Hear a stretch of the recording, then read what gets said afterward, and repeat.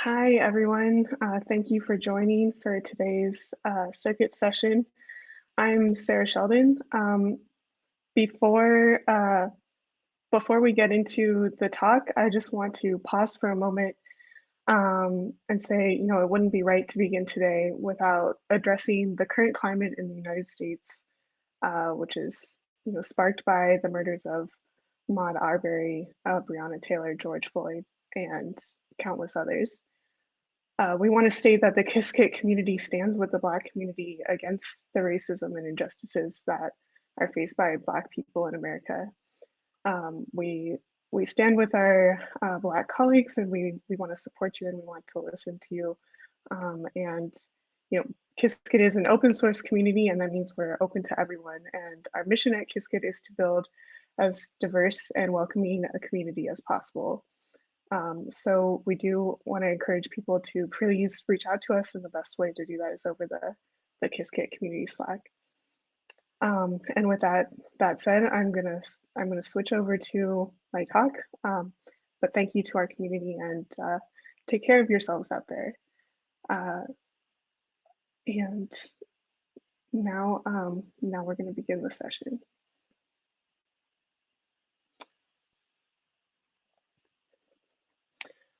So today's session is going to be on quantum circuits for benchmarking. As I said, I'm Sarah Sheldon. I'm a manager in the IBM quantum team. I manage the quantum demonstrations team, and we're going to be talking about benchmarking. So as we started these sessions, with Jay Gambetta's talk, introducing circuits and the ways we can think about quantum circuits. So I just want to start with this slide as a reminder of what it is we're going to be benchmarking. So whenever we're running a circuit, we start with our qubits initialized in the 0 state typically, and then we start applying some operations. So here you see some 2-qubit gates, you see some single qubit gates, and at the end we have some measurements. So our measurement outcomes give us some bit strings, and we essentially interact with our quantum computer through classical inputs and classical outputs. And what we want to know is what is happening when we run this quantum circuit. So there's some challenges with benchmarking quantum circuits, and there's a few questions that we want to try to answer. So one is, how do we know that the fundamental operations that make up our circuit are being implemented correctly? So that's those 1 and 2 qubit gates that are the building blocks of our circuit. In our current devices and in the near term, we know that our devices are noisy, and these fundamental operations are not going to be implemented perfectly. Once we've characterized those operations, when we start to put them together and build up a larger circuit, our new error is introduced. So a very the way this can happen is that when we do operations in parallel, there may be some forms of crosstalk that weren't present when we did the operations in series, and that could look like a different kind of error. And then finally, once we've characterized the building blocks of our circuit, how can we tell that the quantum computer that we have is going to be able to successfully implement some new circuit, some new algorithm, something that we might be interested in based on what we know about the noise in our benchmarking tests. So the idea of benchmarking is not new to quantum. Classical computers there are many tests for benchmarking them.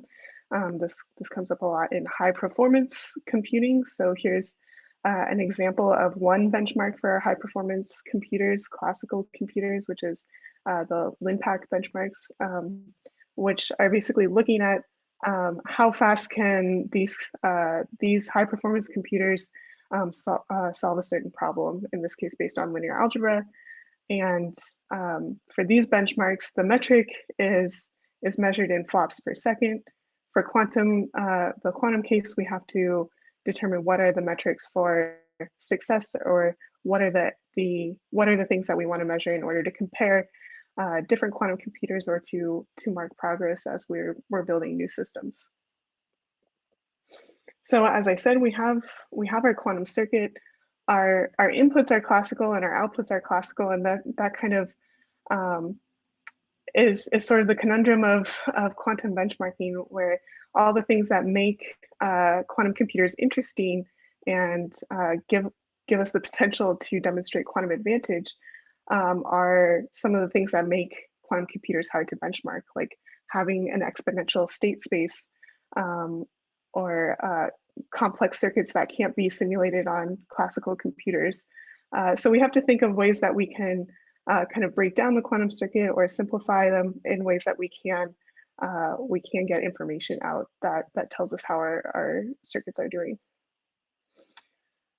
So these are the sets of circuit families that are in Qiskit, and a number of them are there because they have specific interest for showing quantum advantage. But as you see in this list, there's several that are marked as being good for benchmarking. So in this talk, I'm really going to focus on the first three here. And you see that several of them, they say, they're classically tractable, but they're good for benchmarking. So that's really kind of the point, is that maybe we can simulate them, or maybe we know enough about them that we know what to expect our quantum circuit to do, and we can use them for benchmarking. The one that's a bit different is this hardware efficient circuit, which is kind of the building block of a lot of VQE applications like chemistry, where the circuit is kind of tailored to the device. But because it's so relevant, we can also use this to build benchmarks. So before getting into some of the circuits that we use for benchmarking, I just want to make sure we're starting off with the same context. So I'm going to use this block sphere picture to talk about the quantum state pretty often. So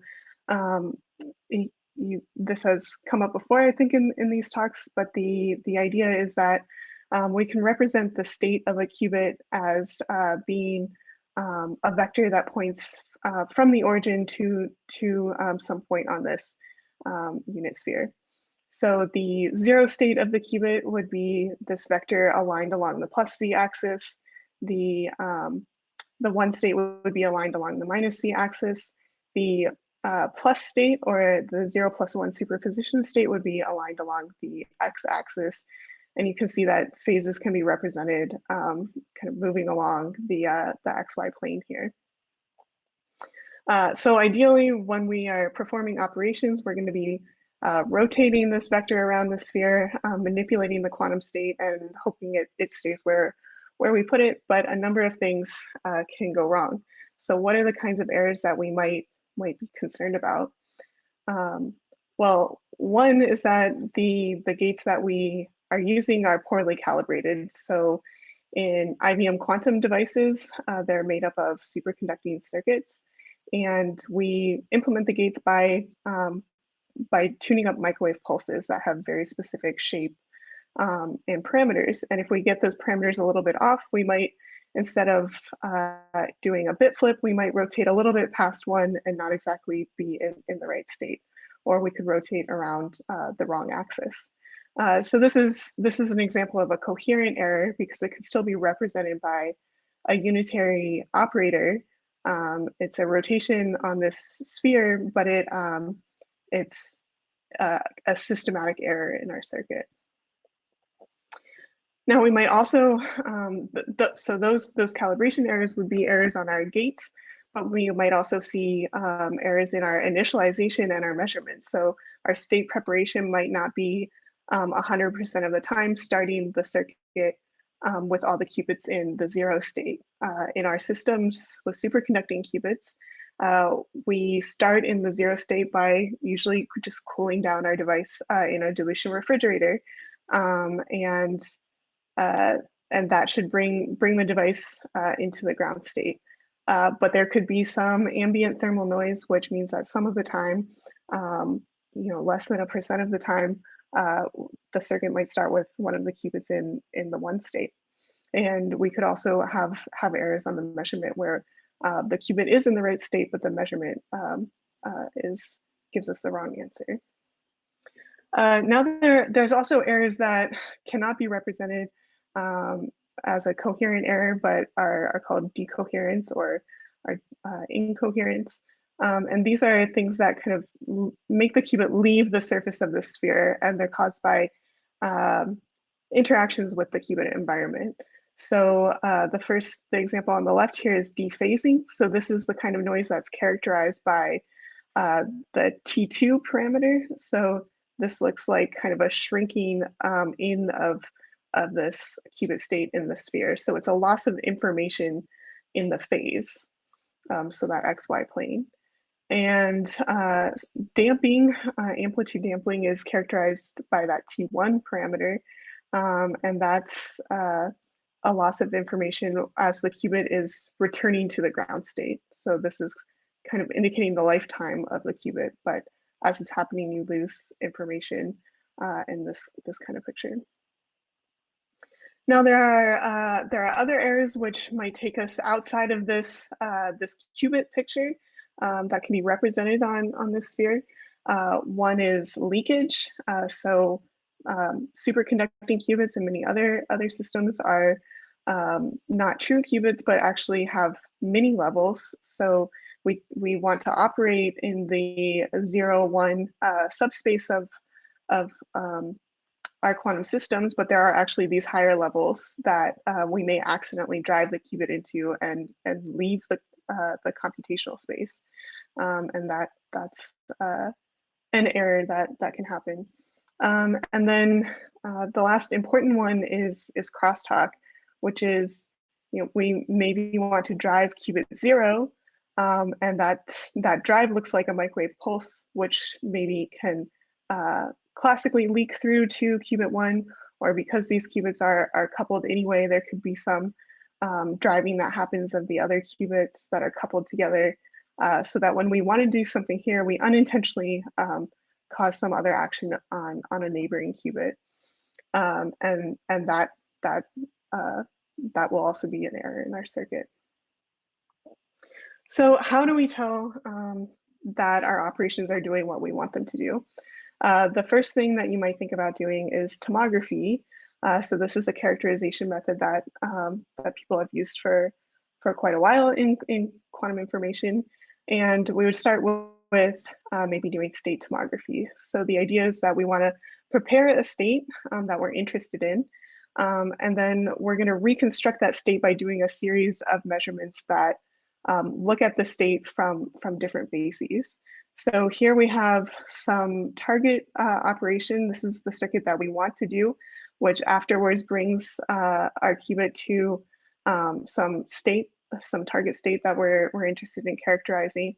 And now we're going to apply some rotations that change the basis of our measurement. So this is like looking at the qubit from those different axes of the block sphere. And here we're showing kind of an overcomplete set of measurements where we're looking at the qubit from the plus and minus z axis, plus and minus x, and plus and minus y. And if you look at tomography in Qiskit, in the tomography module, you'll see that we do a set of measurements, just one along x, one along y, and one along z. So it's three measurements per qubit. Now, if we wanted to go to measuring states of more qubits, the number of measurements actually scales exponentially. So if we have 2 qubits, now we have to measure along all these axes in a multi-dimensional space. So now we're measuring ZZ, ZX, ZY, etc. So it's going to be 9 measurements at a minimum for 2 qubits, and it's going to go as that 3 to the n. So it becomes very difficult if we wanted to measure the large states. And finally, another problem with doing tomography is that when we do these measurements, we then have to take that information that we do and do some classical processing to reconstruct the state at this point. Now that reconstruction is assuming that we definitely started in the ground state here, and that we this rotation here after preparing our target state was perfect, and that our measurement was perfect.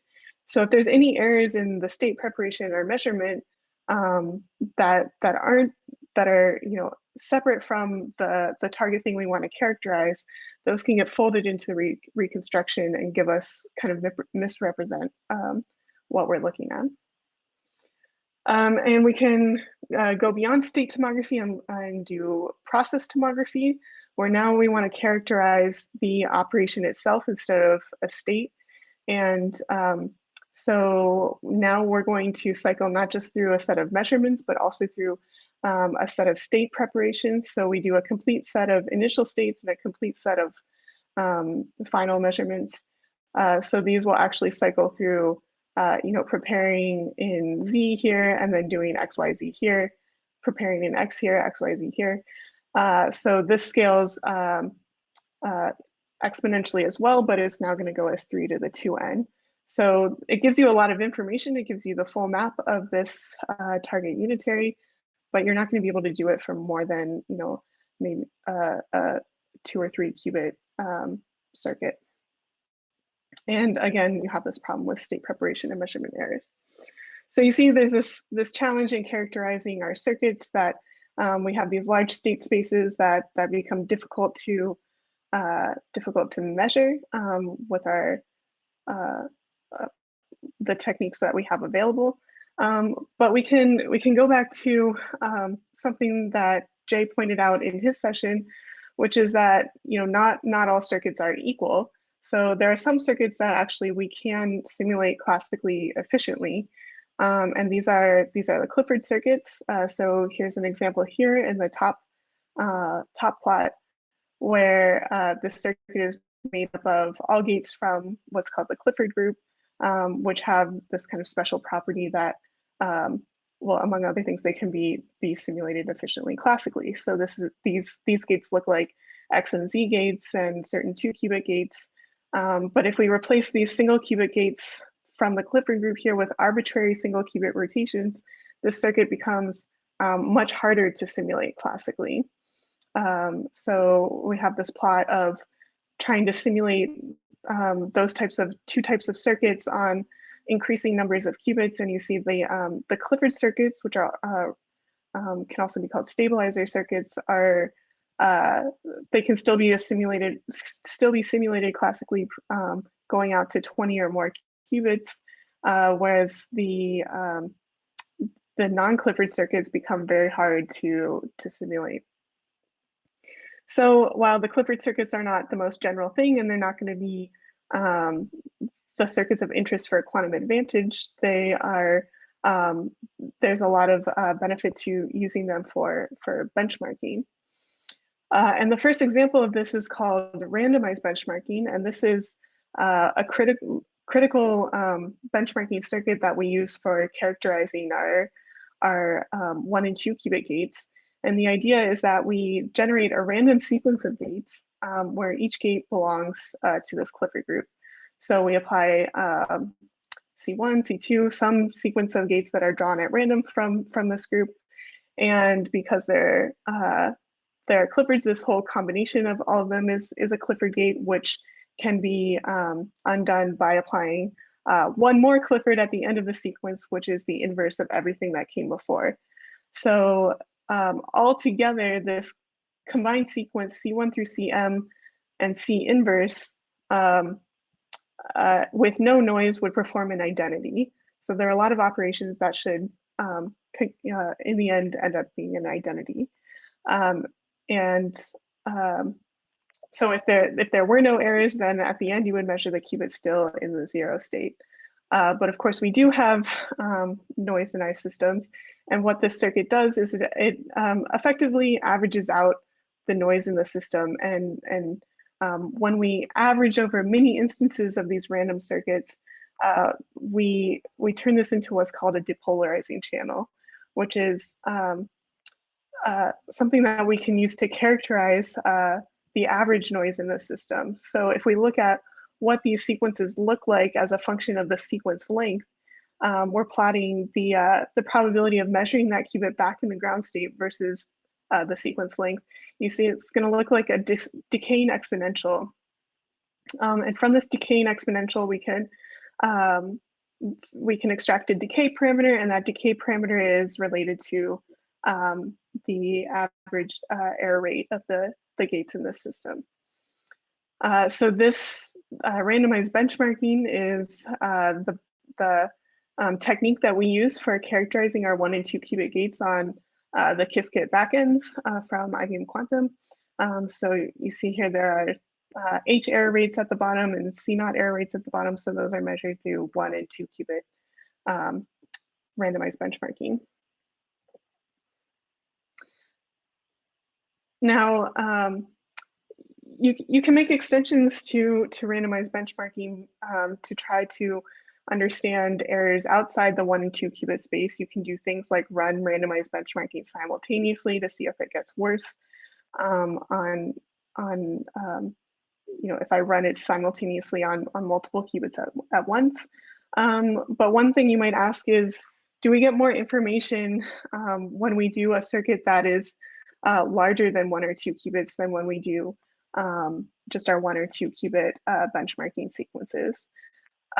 So to just extend the randomized benchmarking example, we can go to 3 qubit randomized benchmarking, where we're still doing sequences of random Cliffords, but now these Cliffords are 3 qubit Cliffords, so they're just the extension of the Clifford group from one qubit to the 3 qubit space. And each of these Cliffords we can break down into the native gates that we have on our device, which are 1 and 2 qubit gates. So this is an example of a single 3 qubit Clifford that can be built out of the primitive gates that we have available. So we could say if we measure all the error rates of our single qubit gates, even simultaneously, where maybe we're capturing something about the crosstalk, and we also measure our 2 qubit error rates, does that predict the error rate of a 3 qubit Clifford measured by 3 qubit randomized benchmarking? And so we did this experiment a couple years ago where we calibrated our single qubit gates through 2 different methods. One where the gates were calibrated simultaneously, and one where they were calibrated independently. And then we measured the 1 qubit randomized benchmarking, 2 qubits, and then also 3 qubits. And for the simultaneous calibration, what happened was that the predicted error per Clifford for 3 qubit benchmarking based on the numbers we got from 1 and 2 qubit matched pretty well with what we measured in the experiment. But when we used the numbers from the calibration B, where the gates were calibrated independently, the prediction didn't match what we got from the experiment. So in this case, there was something that was captured by 3 qubit circuits that was not captured by 1 and 2 qubit circuits. So this is getting at that second question that I posed in the beginning, which is how do we know when we put our fundamental operations together that we're not introducing new errors? And it says that we really do need benchmarks that look at multi-qubit circuits. So another metric that we might be interested in to look at multi-qubit circuits is to use entanglement as a benchmark. So entanglement is, of course, critically important for quantum information, and usually the first step of most quantum algorithms is to spread entanglement over a lot of qubits. And one metric of how good our devices are is how well can we spread entanglement over many qubits. So you could characterize entanglement by doing state tomography of highly entangled states.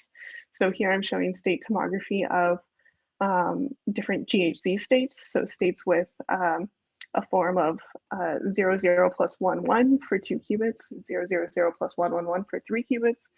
And we can measure the fidelity of these states with the ideal state. And we can see how as we go to larger and larger states, our fidelity will begin to drop. But as I said, when talking about tomography, it becomes harder to deal when you have more qubits. So you're really not going to do this beyond 6 or 7 qubits to try to characterize an entangled state.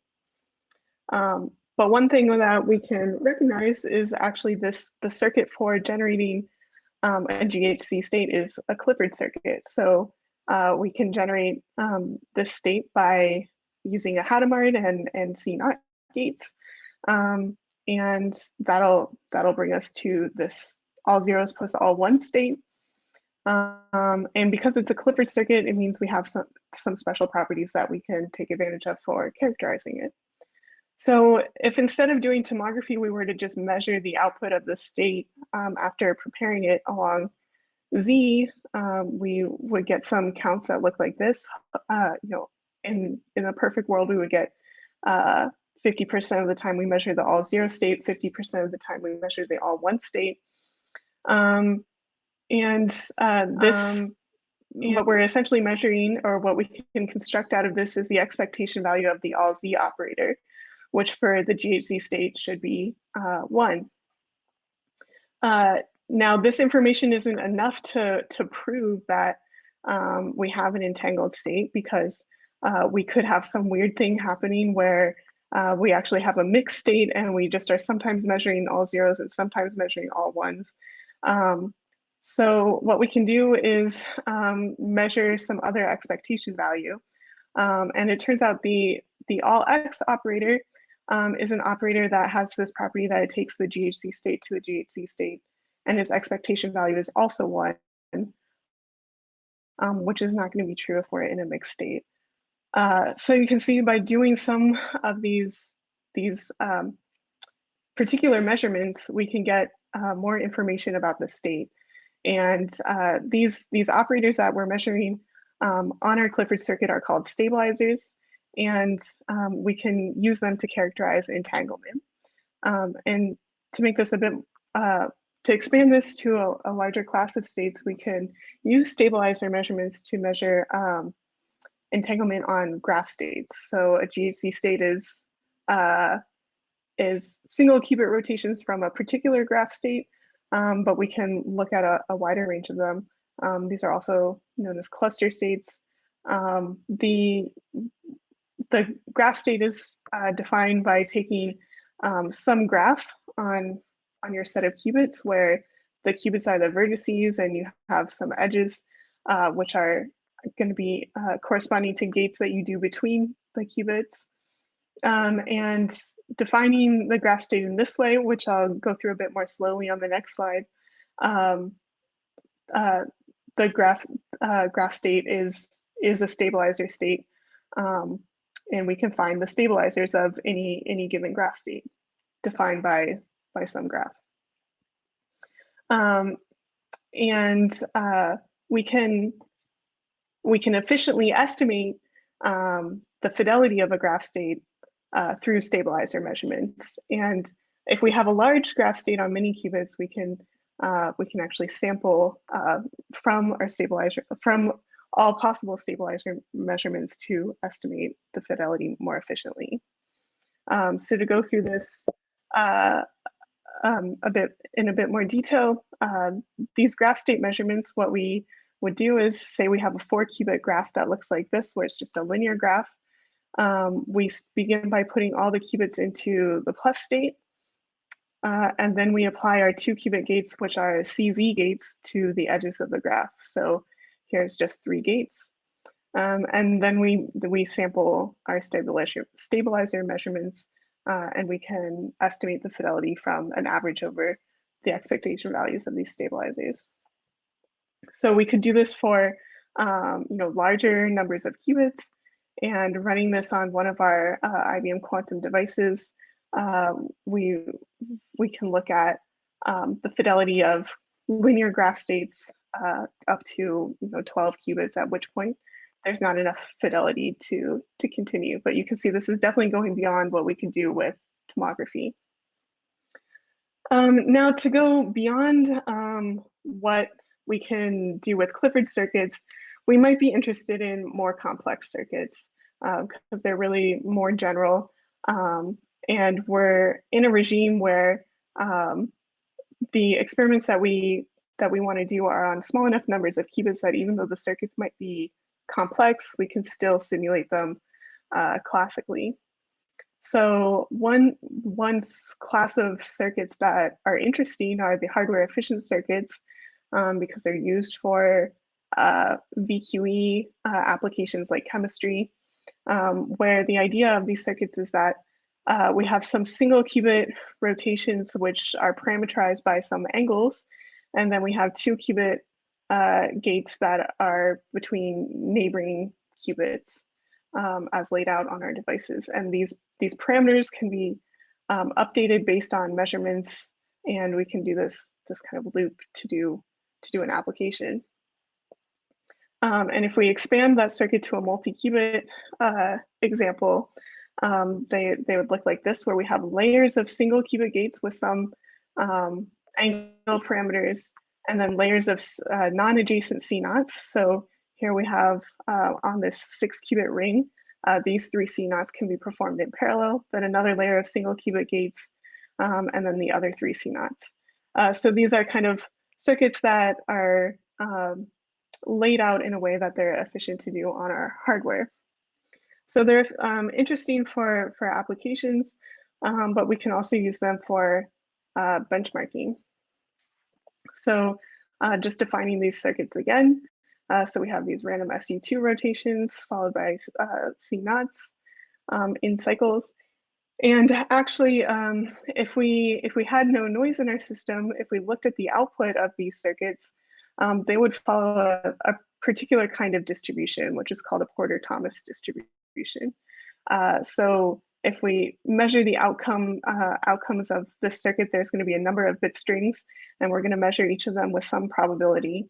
And this distribution says that most bit strings are going to have a low probability. So if we plot out the number of instances of a certain probability versus that probability of measuring a bit string, we'll have mostly low probability ones, and then some bit strings measured with high probability, but not many. And this is this distribution because we know we can construct a benchmark based on how well running these circuits matches this distribution. So if we did have a lot of noise in the system, what we might get is a really uniform mixture of outputs. So our probabilities here are going to cluster around one value. So we have really a distinct difference between the ideal case and a noisy case. And to turn this into a defined benchmark, we can use the binned output generation, which was proposed by Bouland and colleagues in this paper, where we want to compare an experimental distribution with an ideal distribution. And we do that by kind of binning our outputs in the way I'm going to explain on this slide. But the important thing is that we have to be able to simulate these circuits in order to pre-compute the ideal outcomes on the classical computer. And then we're going to run the circuits on our quantum hardware. And then we're going to plot, we can plot this distribution, which now is a little bit different from the previous slide because this is scaled. The instances of measuring a given probability are weighted by the probabilities now. And what we can do is bin this distribution according to the ideal distribution. So what we want to do is make bins here such that each of these bins kind of contains the same weight. So frequent outcomes, so the more probable outcomes are going to be binned in a more narrow bin, whereas infrequent outcomes are going to be in a wide bin. And then when we run the experiment, we might measure bit string 0 with some probability. And based on that probability, we place it in this bin. And then we can characterize how well we matched the ideal distribution by computing the distance of the weight of each bin to the ideal case. And then one other insight to notice is we can actually extract a little bit more information from these distributions by noticing that if we have coherent errors, we will still get a Porter-Thomas distribution in the output. We're not going to get that flattening of the outputs.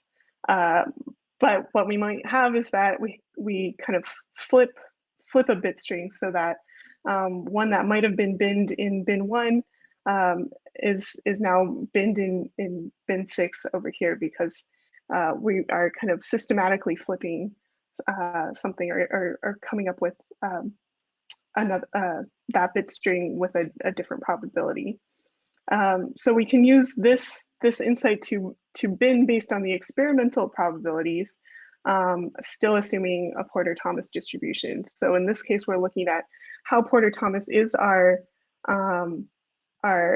output bit strings based on the bit strings that we actually measured. So this kind of ignores coherent noise, but will still tell us if we have incoherent noise in the system.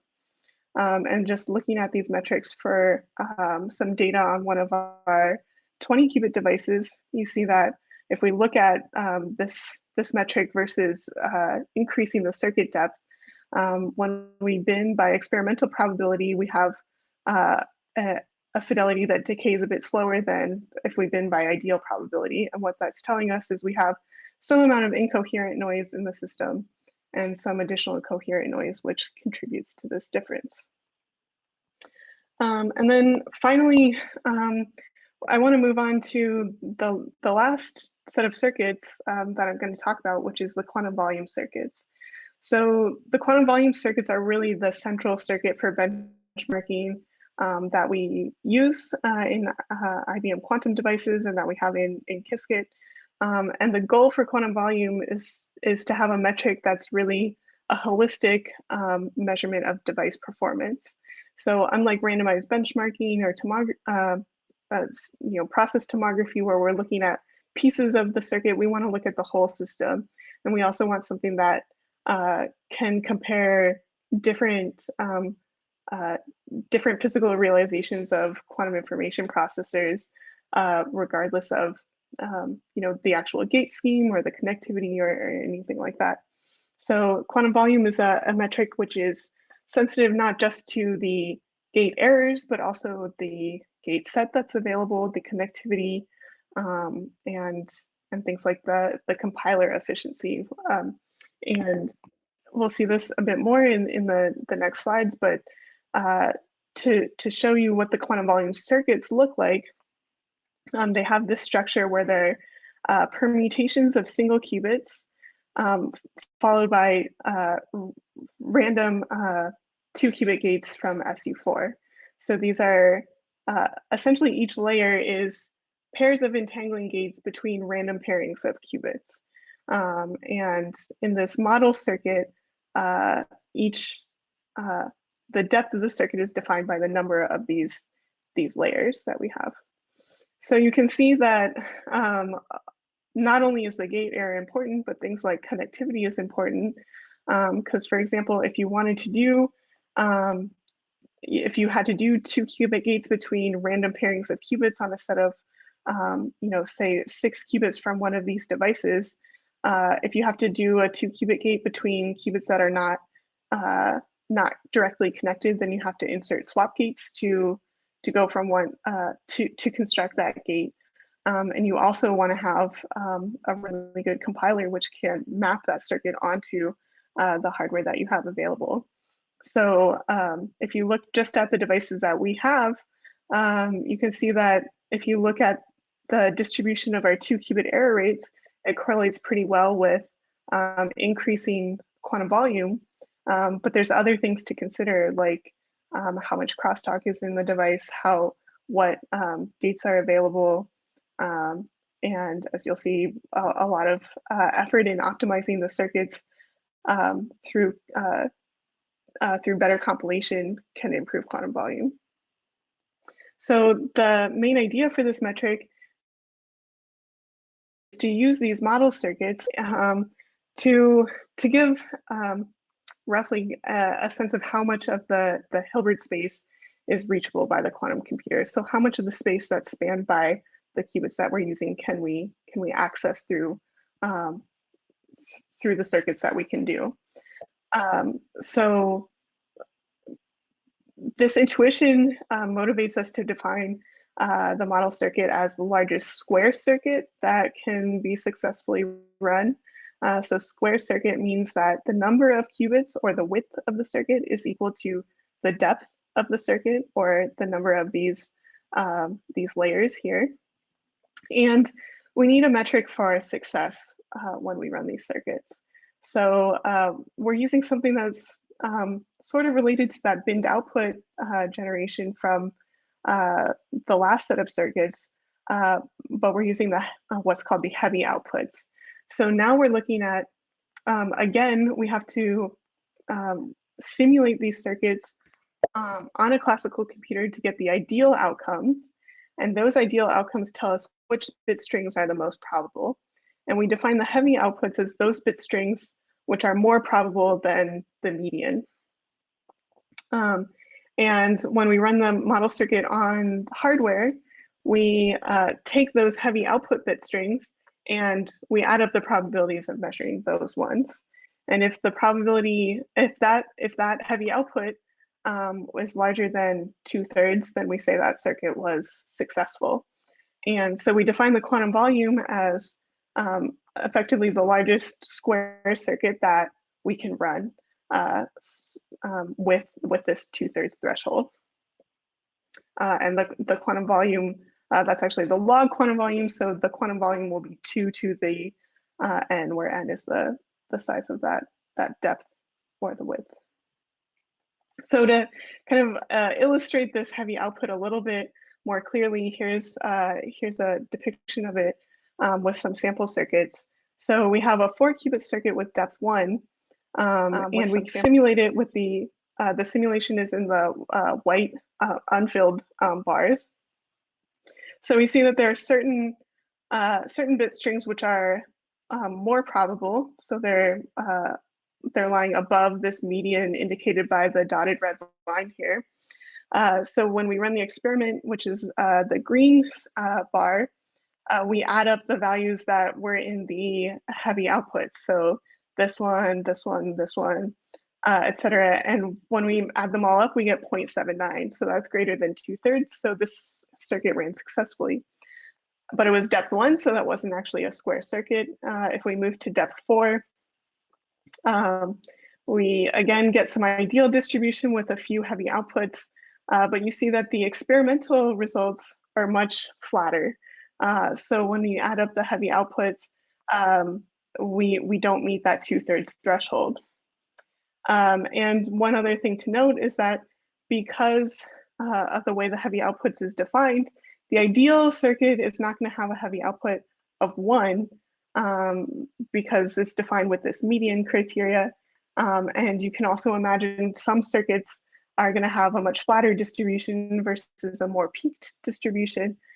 So on average, the ideal circuit has a heavy output of something like 0.85. So 2/3 is kind of halfway in between a completely random circuit of 0.5 and that ideal circuit.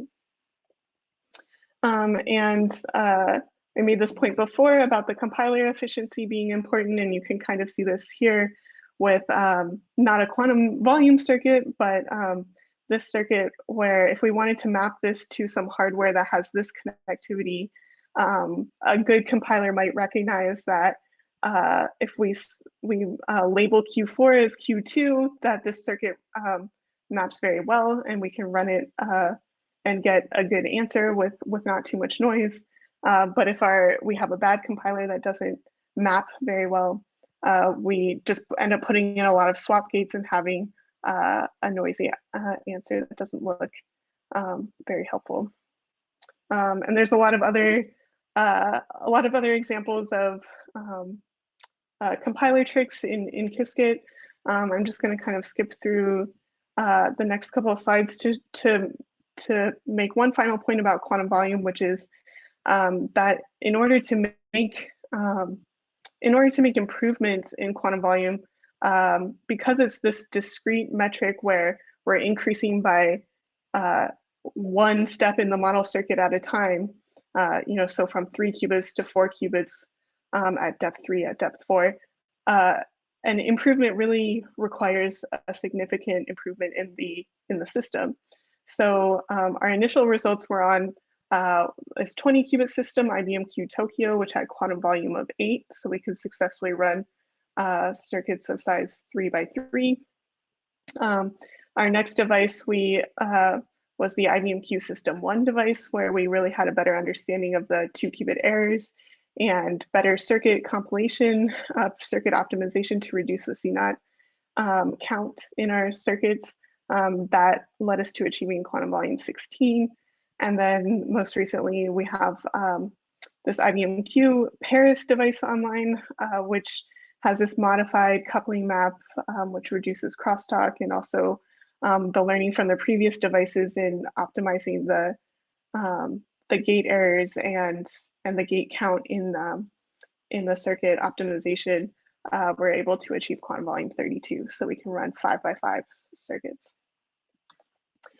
So if we want to keep making those improvements, we need to improve the overall system. And just to pull out one factor, if you wanted to focus on the 2 qubit error rate, increasing the quantum volume by each jump effectively means that we have to reduce the error rate by half for every step. So you see, it's really a metric that that indicates progress in devices or compares between significant changes. So with that, I'm gonna wrap up, kind of bringing back to the concept of benchmarking and some of the classical ideas of having tests to evaluate your system. And this field for quantum is often called quantum verification and validation. And these are terms that also come from the classical world, really from system processing, where the idea of a verification is a test that answers the question, does the system meet the required specifications?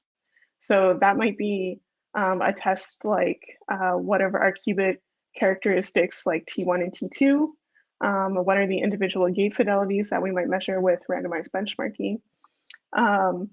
But then we also need validations, which are tests which tell us, is the system going to do something useful? So given that we met all the specs, when we try to do something new, is it going to be successful? Will we be able to run different applications? When can we run certain codes? And I think quantum volume is a good validation of our systems because it combines everything all together. And so these benchmarking circuits, if you go back to this this plot of the different ways to think of circuits, I think a lot of them are pretty traditional, falling in the kind of gate model. But there are some things that we could think about moving into the future, or that we could incorporate into benchmarking.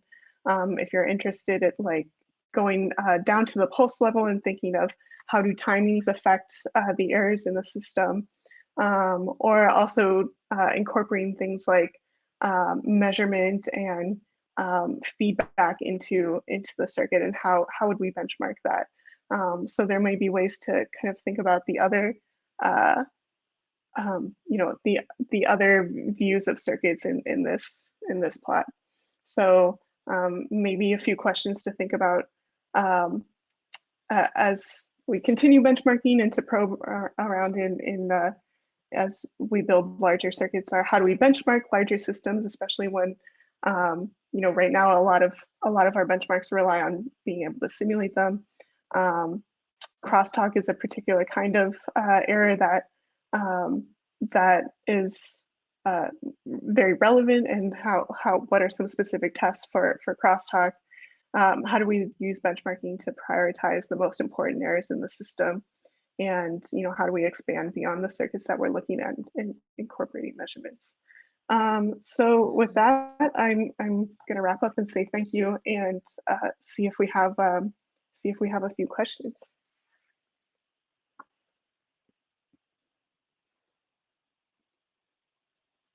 Okay, so I'm going to pull up the comments here and try to look up the questions that have been asked.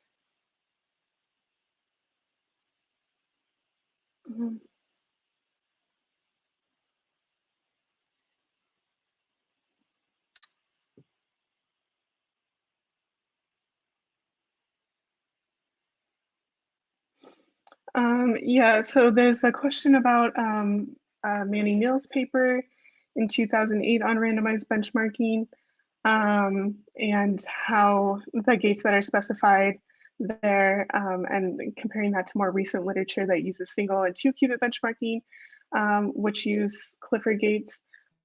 So the Clifford gates, the papers by my colleague Iswar Magasin, they show that these Clifford gates um, using sequences of Cliffords will do what's called twirling the channel, the um, the noise in the circuit, so that they have this special property where they generate, when we average over many instances, that it really is a depolarizing channel. So um, that lets us extract that decay parameter and also give kind of um, uh, confidence intervals and that kind of thing. So it's a more rigorous way of doing randomized benchmarking.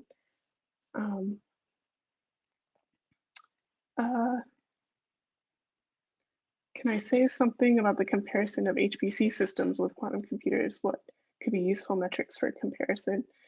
Um, I'm not an expert in the HPC systems. I think a lot of people are thinking of what are ways to benchmark our quantum systems and are kind of inspired by some of those metrics. Of course, I think a lot of the ways benchmarking quantum systems is going to evolve over time.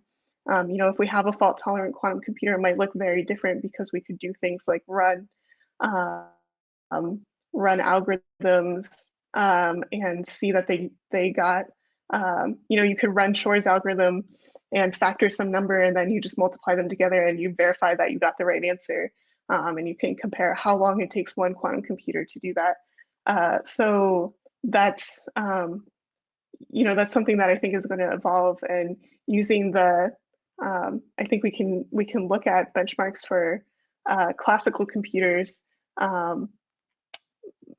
like HPC computers as kind of um, just a reference for how to go about making these tests and what are some things that people might want to compare. But even in classical, there's a lot of different benchmarks that people use. So I mentioned LinPack, but there's more than one, and you might be interested in a computer that's good at something, but not as interested in some other tests. So that's probably true for quantum as well.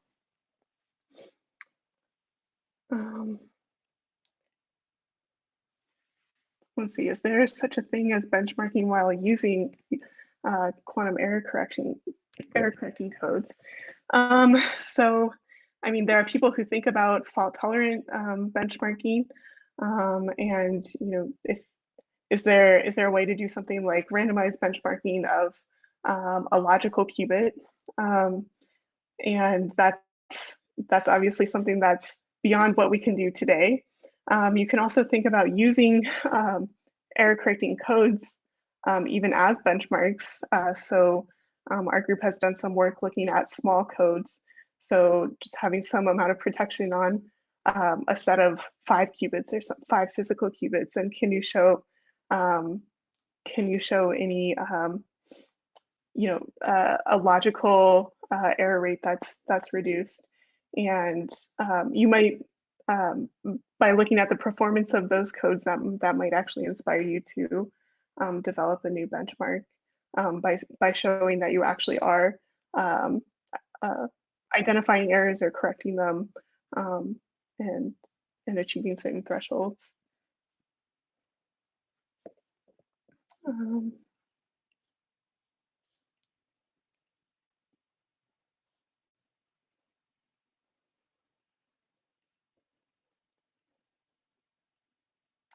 all right. I think, I mean, there's some requests for resources in the chat. Um, you know, I always go back to Mike Nielsen and Ike Chuang's quantum information and quantum computing textbook, which has a lot of the you know, the first description I've read of tomography and things like that. Um, we also, I should mention, I guess, the Qiskit textbook, which mentions all the circuits that I've talked about today. There's a good explanation there, I think, of randomized benchmarking. And yeah, I think we can post in as well as coding with Qiskit. We have in Qiskit all of these circuits that I mentioned. So there's quantum volume circuits, um, randomized benchmarking, tomography, um, and there are circuits for generating graph states and finding the stabilizers. So I think there's a lot of resources there. All right, I think we're almost at the hour, so I think we'll wrap it up there. Thank you everyone for tuning in, um, and we'll see you next time on the circuit sessions. Thank you.